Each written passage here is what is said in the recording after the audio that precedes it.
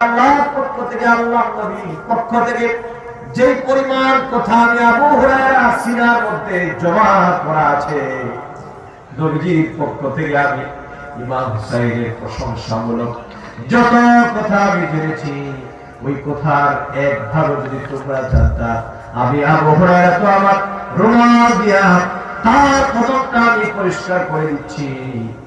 তোমরা যদি জানতা, পৃথিবীর মানুষ যদি জানতো, তাহলে তারা রুমাল দিয়া নয়, তাদের জিহ্বা দিয়া ইমাম হুসাইনের নুরানি কদম পরিষ্কার করে দিত।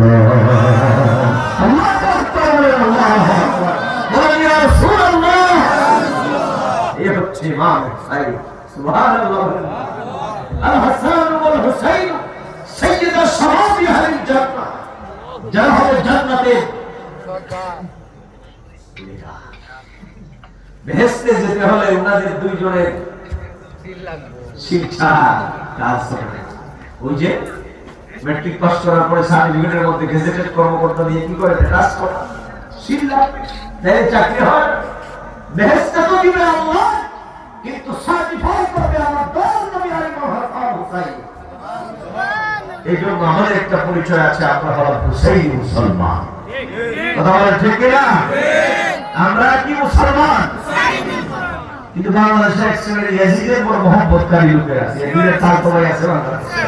দেখবেন মহরমের মাস আসলে ইয়াজিদের এত প্রেম তাদের ভিতরে, ওই যে ভাতের মার যেমন উঠলা পড়ে, হ্যাঁ আছে না, এই মৌলবীদের ভিতর থেকে ইয়াজিদ প্রেম এইভাবে উঠলা পড়ে।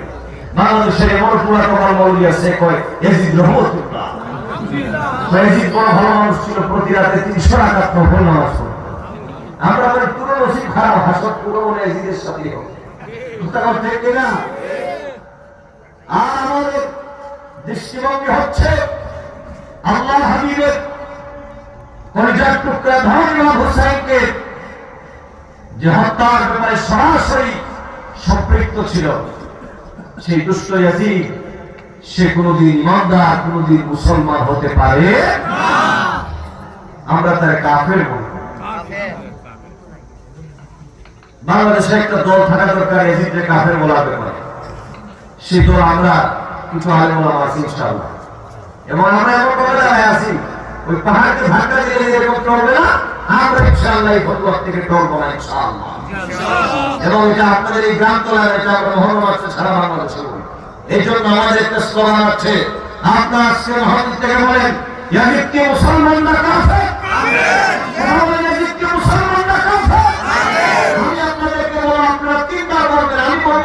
আপনারা বলবেন কাফের। বলেন ইয়াজিদ, ইয়াজিদ,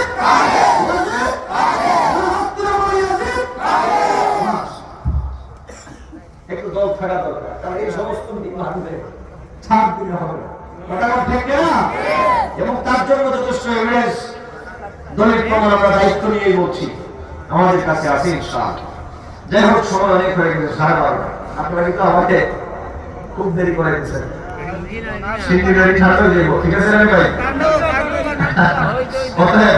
আমি আর দেরি করছি না, আর 5 মিনিট কথা বলবো।